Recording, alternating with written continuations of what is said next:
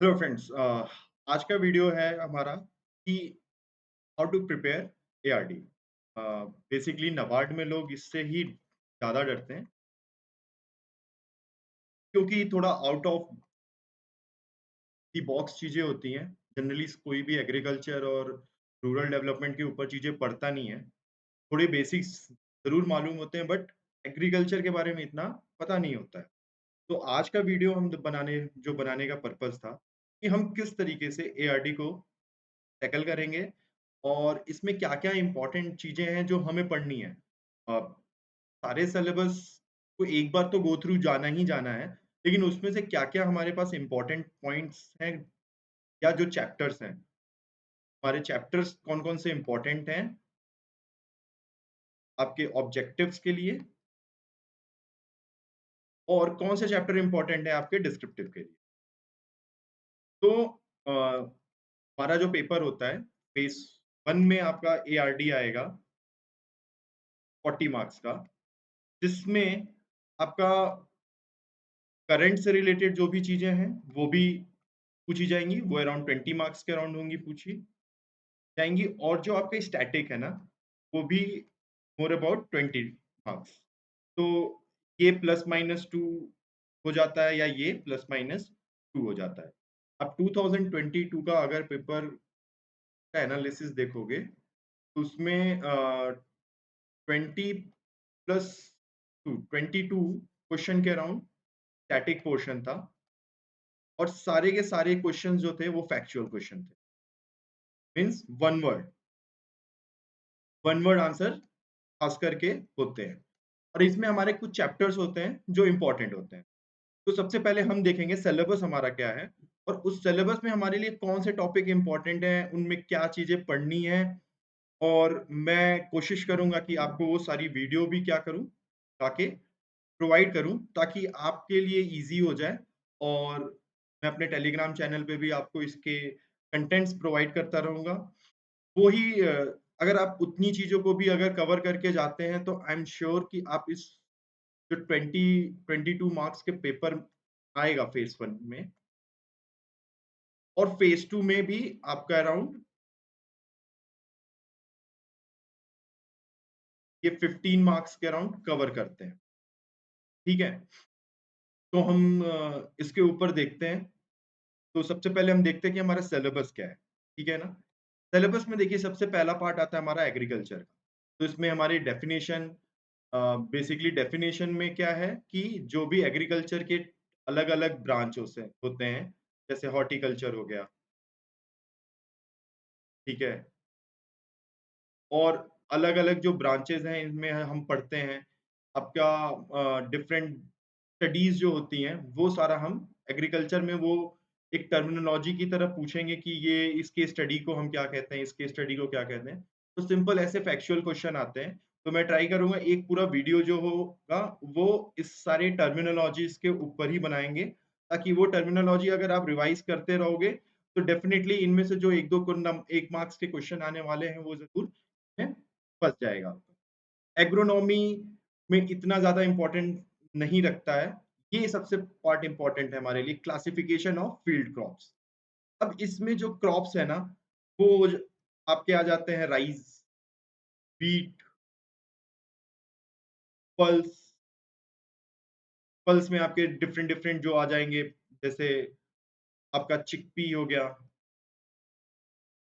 ठीक है? ये जितने ये डिफरेंट डिफरेंट जो फील्ड क्रॉप्स हैं हमारे, ठीक है? ये हमारे इम्पोर्टेंट होते हैं और इनका बेसिकली जो भी हमारा रिक्वायरमेंट है इसको ग्रो करने के लिए, चाहे वो क्लाइमेट से रिलेटेड हो, सॉइल से रिलेटेड हो, तो ये जो डिफरेंट डिफरेंट क्राइटेरियाज़ होते हैं, वो हमारे लिए काफ़ी इम्पोर्टेंट होते हैं। अब देखो फैक्टर अफेक्टिंग क्रॉप प्रोडक्शन, अब ये जो पार्ट है ना, ये हमारे फेज़ 1 में ऑब्जेक्टिव भी पूछे जा सकते हैं और इनसे रिलेटेड हमारा डिस्क्रिप्टिव में भी क्वेश्चन पूछा जा सकता है कि what are the factors which affect the crop production.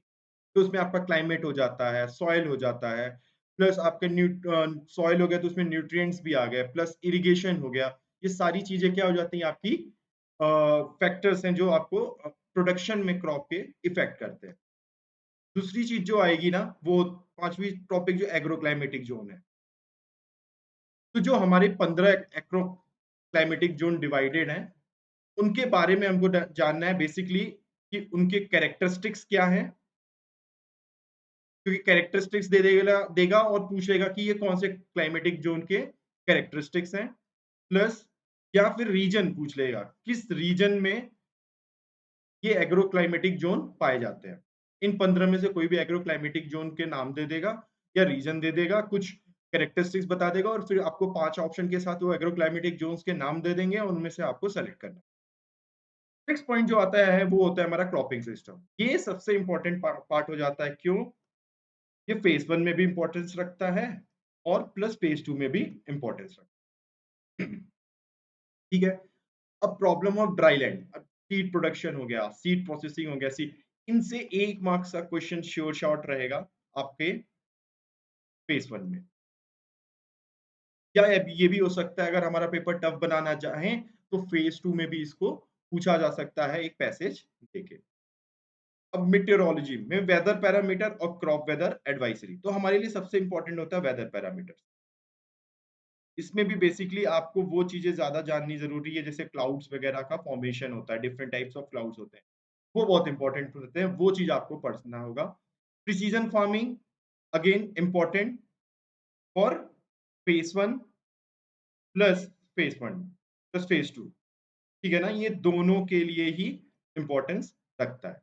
अब system of cross intensification, organic farming, ये सारी ही चीज़ें 1 मार्कर में आ सकता है आपका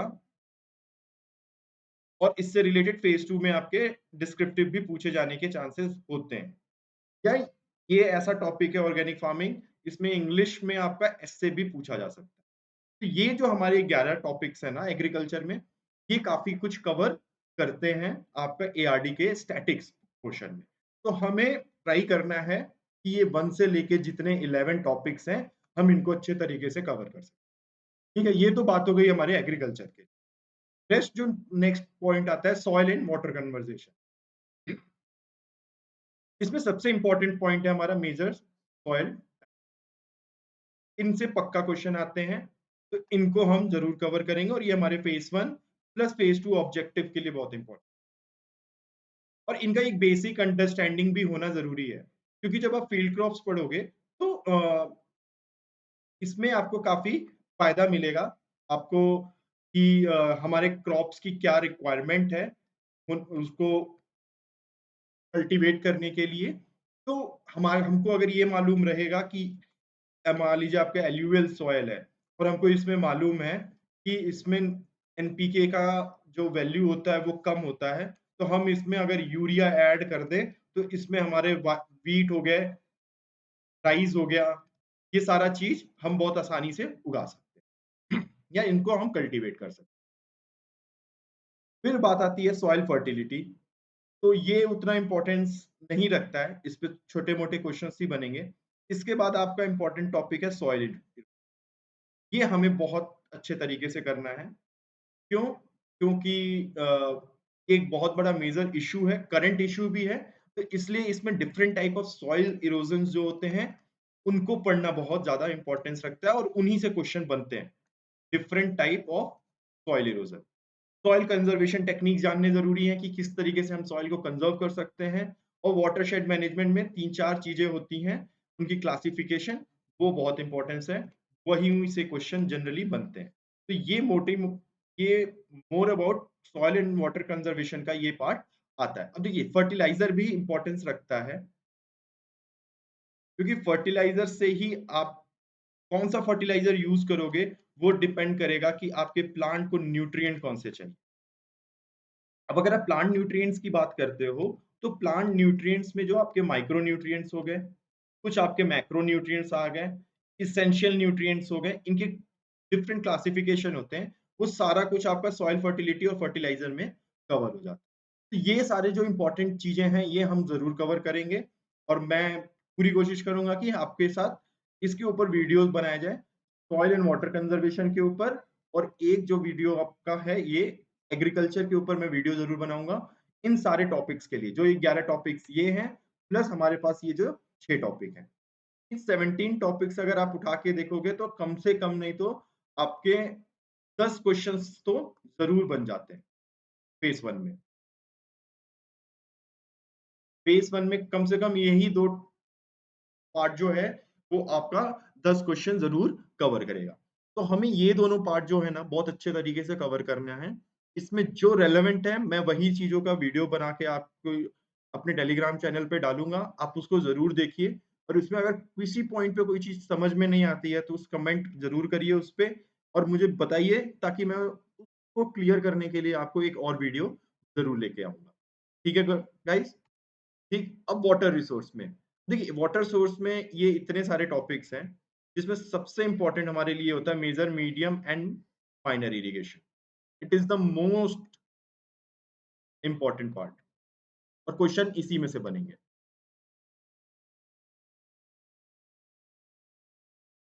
ठीक है? एक होता है आपका टाइप्स ऑफ इरिगेशन, ठीक है?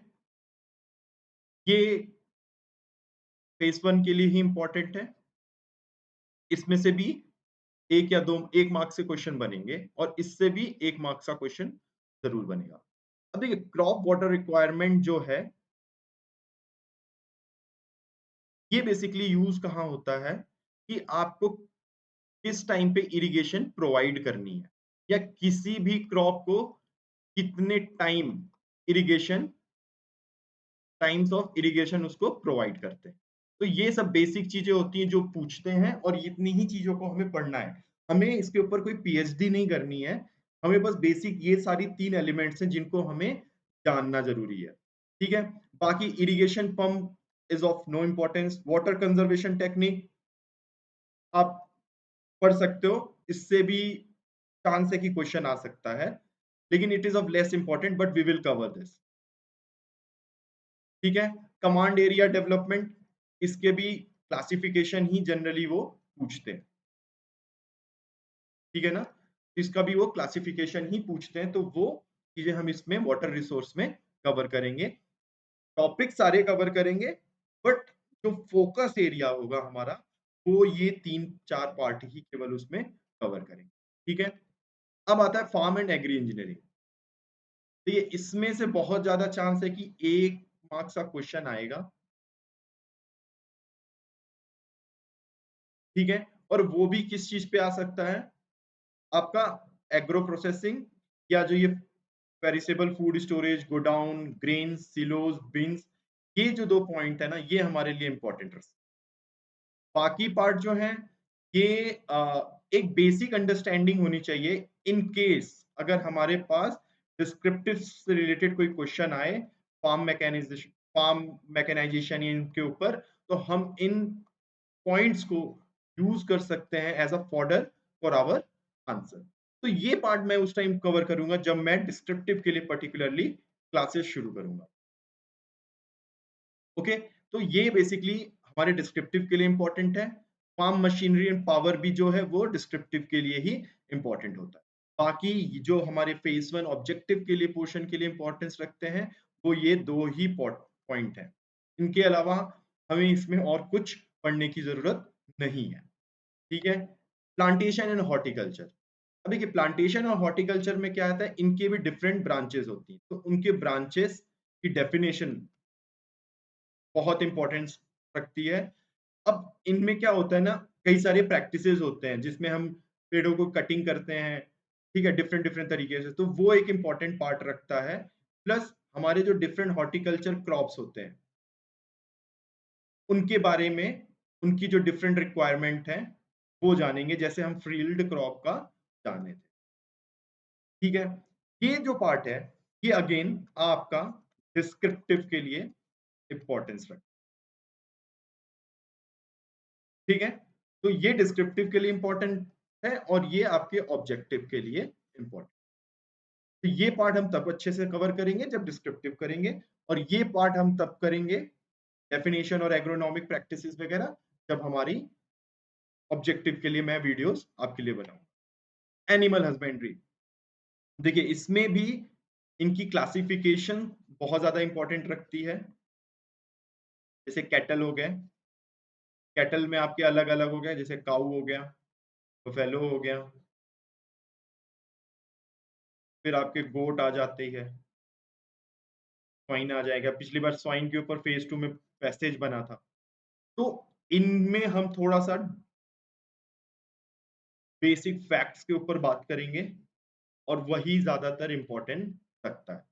ठीक है ना? जैसे कॉमन टर्म्स, कुछ कॉमन टर्म्स होंगे, उनको हम बात करेंगे। क्लासिफिकेशन पे काम करेंगे। अब फीड्स एंड फॉडर्स उतने इम्पोर्टेंट नहीं है, लेकिन हाँ, इनकी कुछ 1-2 क्लासिफिकेशन है, 1-2 ही जो क्लासिफिकेशन है, उन्हीं के ऊपर हम ज़्यादा बात करेंगे, वही इम्पोर्टेंट रखते हैं। बाकी अ, उतना इम्पोर्टेंट नहीं है। अब देखो पोल्ट्री इंडस्ट्री में हम उनके डिटेल में पढ़ाई करेंगे। क्यों? क्योंकि ये एक इस समय इम्पोर्टेंट इनिशिएटिव है हमारी गवर्नमेंट की तरफ से भी और इसके ऊपर हम अच्छे तरीके से सारी चीज़ें कवर करें। ठीक है? अब ये जो नीचे वाला पॉइंट आता है हमारे पास, कांसेप्ट ऑफ मिथ और ये अगेन हमारे डिस्क्रिप्टिव के लिए इम्पोर्टेंट ये डिस्क्रिप्टिव में इम्पोर्टेंट रखता है क्योंकि ये क्वेश्चंस पूछे जा सकते हैं। क्योंकि ये क्या है हमारा एलाइड सेक्टर्स है और जो हमारे स्मॉल एंड मार्जिनल फार्मर्स हैं, उनके लिए एलाइड सेक्टर बहुत ज़्यादा क्या करता है इम्पोर्टेंस रखता है। ठीक है? तो ये बाइफरकेशन है कि कौन से पार्ट्स को हमें करना है। तो देखो सिलेबस इतना ज़्यादा है कि अगर आप सारा कुछ पढ़ने चलोगे तो जो चीज़ें इम्पोर्टेंट है ना, वो भी दिमाग से उतर जाएँगी। तो मैं ट्राई करूँगा मैक्सिमम चीज़ें अपने वीडियोज़ में कवर करूँ, नहीं तो मैं आपको पीडीएफ ज़रूर प्रोवाइड करूँगा। उन पीडीएफ्स को भी अगर आप पढ़ के जाते हो ना, तो आपका एआरडी स्टैटिक आप 60 टू 70% क्वेश्चन्स तो आराम से उसमें करके आ जाओगे। और बाकी जो मैं स्कीम्स है या टेलीग्राम पे अपने जो क्वेश्चंस पोस्ट करता हूँ, उनको ज़रूर अटेम्प्ट करा करो आप लोग। भले गलत सही जैसे भी है ना, उनको अटेम्प्ट करो। क्योंकि जब आप अटेम्प्ट करोगे ना, तो ही आपको याद रहेगा कि आपने यहाँ पे गलती की थी, ये इसका आंसर नहीं है, इसका आंसर ये होने वाला है। तब आपके दिमाग में वो चीज़ क्या होगी, एक तरीके से ना फ़ीड हो जाएगी कि हाँ भाई, इसका आंसर तो ये होगा, मैंने ये मार्क किया था, तो ये चीज़ें गलत है। ठीक है ना? तो ये जभी जो मैं टेलीग्राम पे अपने क्वेश्चन पोस्ट कर रहा हूँ, वो आप उसको ज़रूर ट्राई करिए। वो डायरेक्ट पीआईबी से रिलेटेड क्वेश्चन हैं और मैं बता रहा हूँ उनमें से क्वेश्चन ज़रूर फँसेंगे। आप ये चीज़ ध्यान के रख के चलिएगा, ठीक है? तो ये हमारे एनिमल हस्बेंड्री की कहानी थी। ये हमें पूरा पार्ट इसमें करना है। अब बात आती है फिशरीज़ की।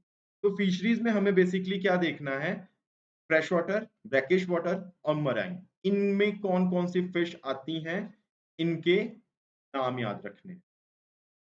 ये सबसे इम्पोर्टेंट पार्ट है। एक्वाकल्चर इम्पोर्टेंट है। इसकी डेफिनिशन पूछी जा सकती है या फिर डिस्क्रिप्टिव में इसकी इम्पोर्टेंस पूछी जा सकती है। जैसे लास्ट ईयर प्रधानमंत्री मत्स्य संपदा योजना के ऊपर सीधे-सीधे क्वेश्चन था, तो फिशरी से ही रिलेटेड है ये। और तो आपकी स्कीम्स अब एक बार पिछले साल पूछ लें तो नहीं पूछेंगे।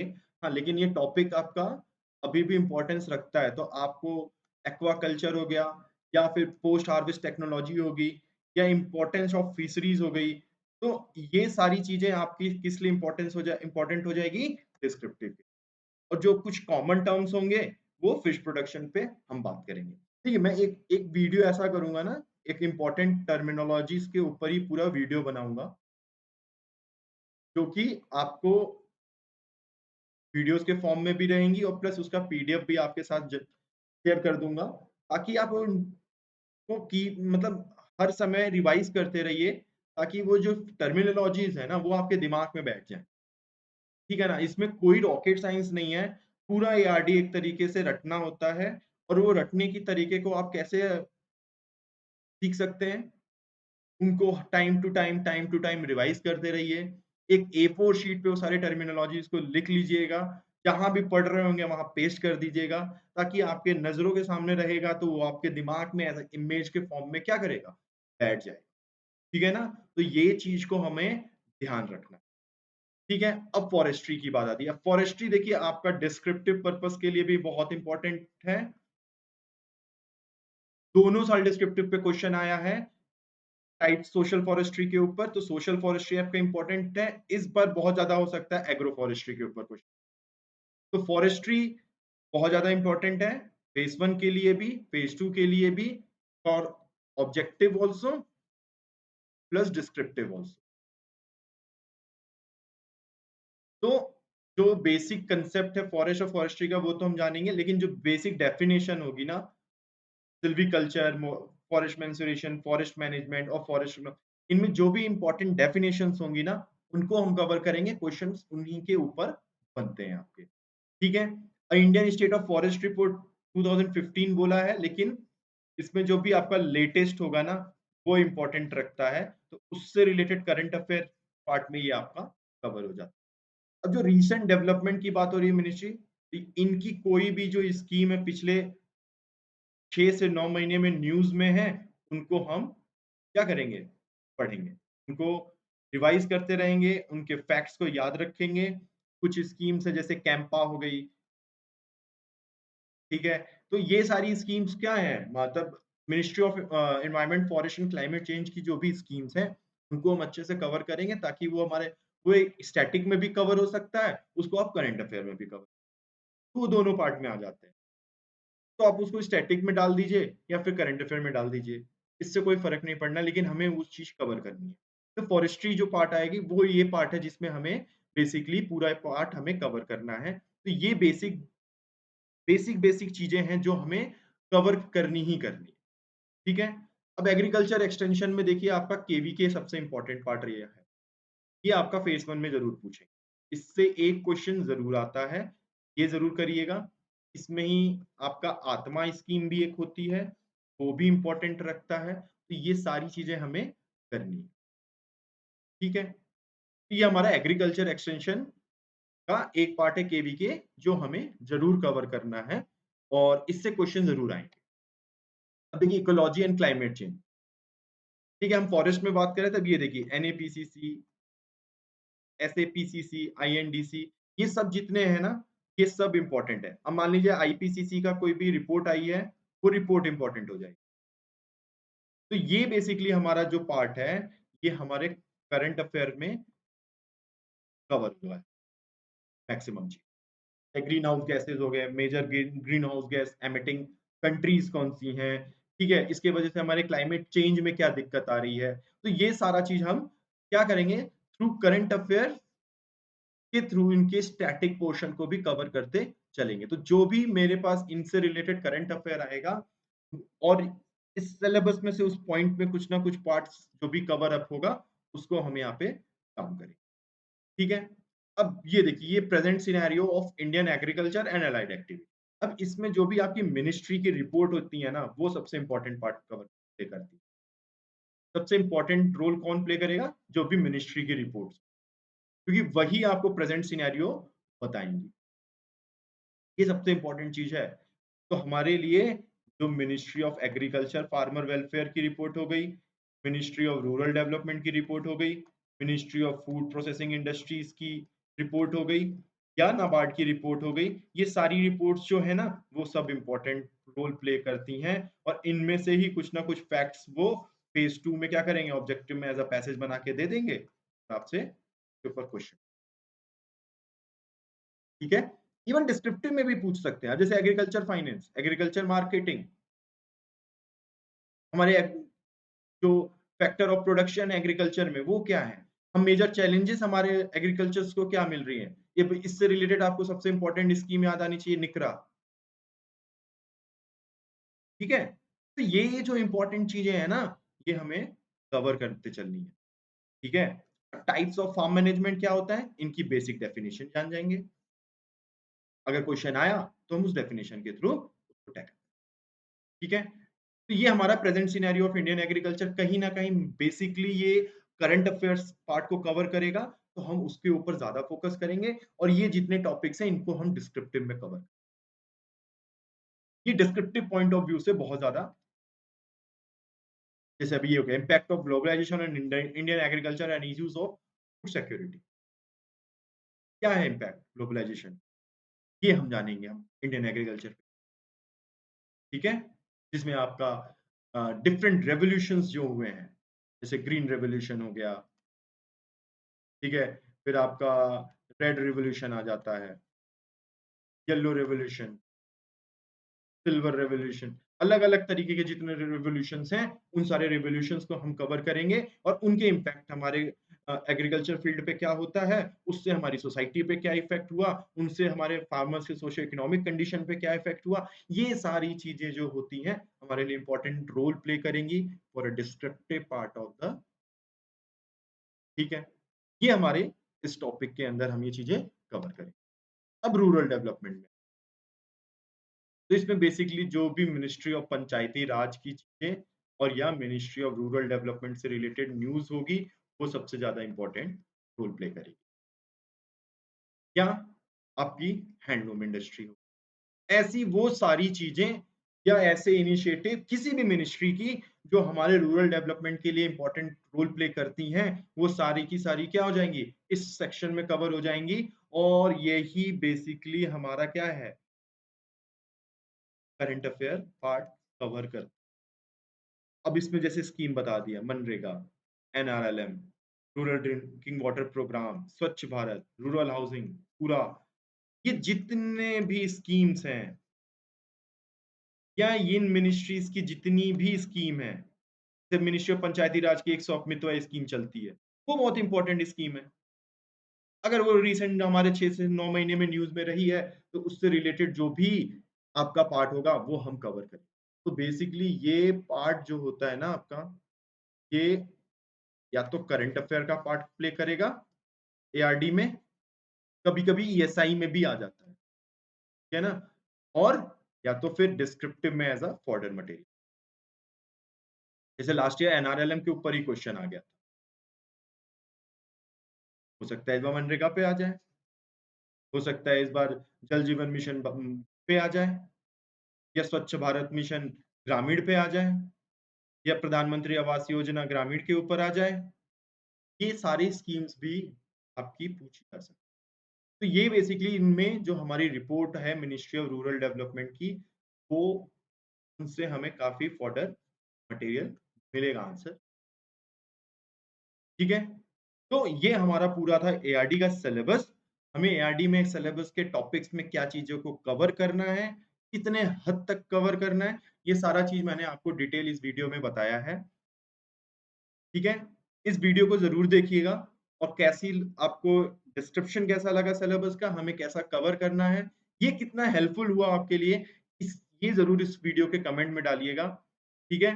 और मैं अपने तरफ से कोशिश करूँगा, लेकिन अगर आपकी कोई ऐसी इच्छा है कि हाँ सर, इसी से शुरू करना है हमें, तो हम उससे शुरू करेंगे। नहीं, तो मैं अपने तरफ से सॉइल साइंस से शुरू करूँगा एआरडी का सिलेबस। और हाँ, आप मुझे एक ज़रूर चीज़ बताइएगा, अगर आप जितने बच्चे मेरे साथ टेलीग्राम पे जुड़े हो, अगर आप लाइव क्लासेस अगर पसंद करना चाहते हो, तो मॉर्निंग टाइम में कितने लोग अवेलेबल हैं? तो मैं सोच रहा हूँ कि एक लाइव क्लास स्टार्ट करी जाए यूट्यूब पे, जहाँ आप मेरे से जुड़ें, ताकि हम लोग लाइव इंटरेक्शन कर सकें।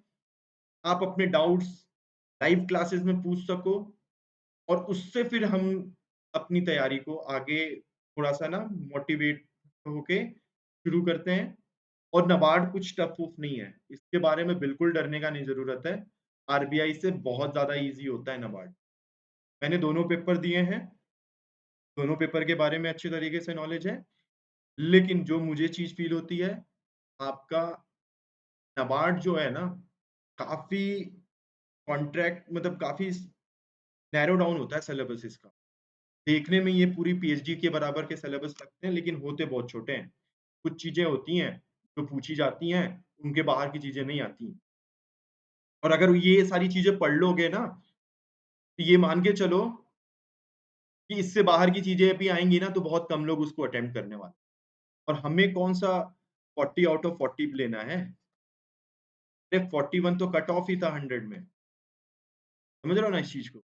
इस पे ज़रूर ध्यान रखना और डू कमेंट और जो भी ये वीडियो देखे, टेलीग्राम चैनल अगर मेरा जॉइन कर रखे हैं, तो वेल एंड गुड, नहीं है, तो ज़्यादा से ज़्यादा लोग जुड़िए। मेरे को भी अच्छा लगेगा, एक मोटिवेशन मिलेगा पढ़ाने का कि हाँ, मैं कुछ डिलीवर कर रहा हूँ, उससे मेरे स्टूडेंट्स को फ़ायदा हो रहा है कि नहीं हो रहा है। प्लीज़ लेट मी नो क्योंकि आपका फीडबैक बहुत ज़्यादा इम्पोर्टेंस रखता है हम जैसे टीचरों को, है ना? So please let me know and I will end this video here. Thank you for watching. And as my channel name is Keep Learning, so keep learning every day, every second, because that is the only thing is going to help you in a long run. Okay. So be motivated and keep learning. Bye bye. Thank you.